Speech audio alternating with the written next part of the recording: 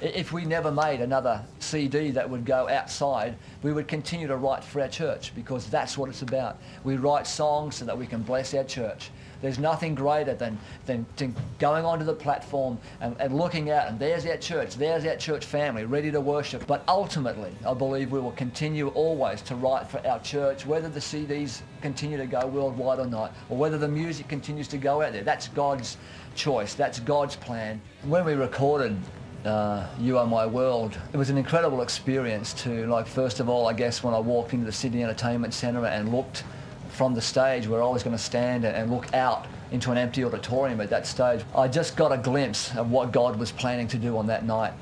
And when the time came and I walked up and I got up onto the platform where I was going to stand, and I looked out across that auditorium completely packed with people, and an excitement in the air, people with an expectation that I hadn't sensed as much before. People were really ready for this. They were expecting something great. They were anticipating something, I guess, in the invisible, just in the atmosphere, that God was ready to do something, take us into a new place, right from where we started the first song. It was just an awesome experience. God was in the place.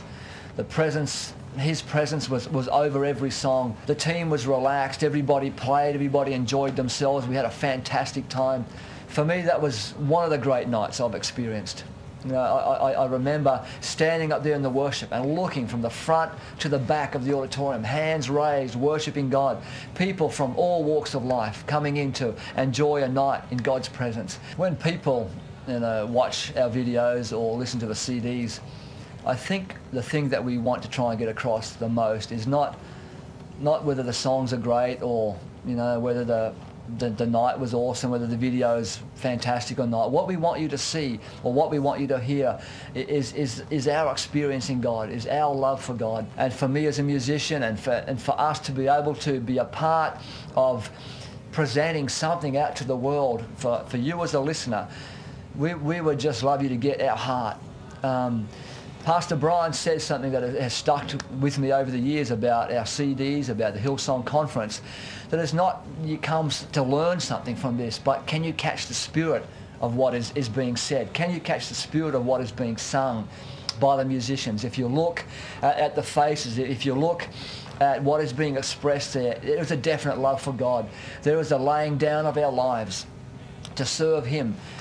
And as I've said previously, there's just no greater cause than to serve the King and the kingdom.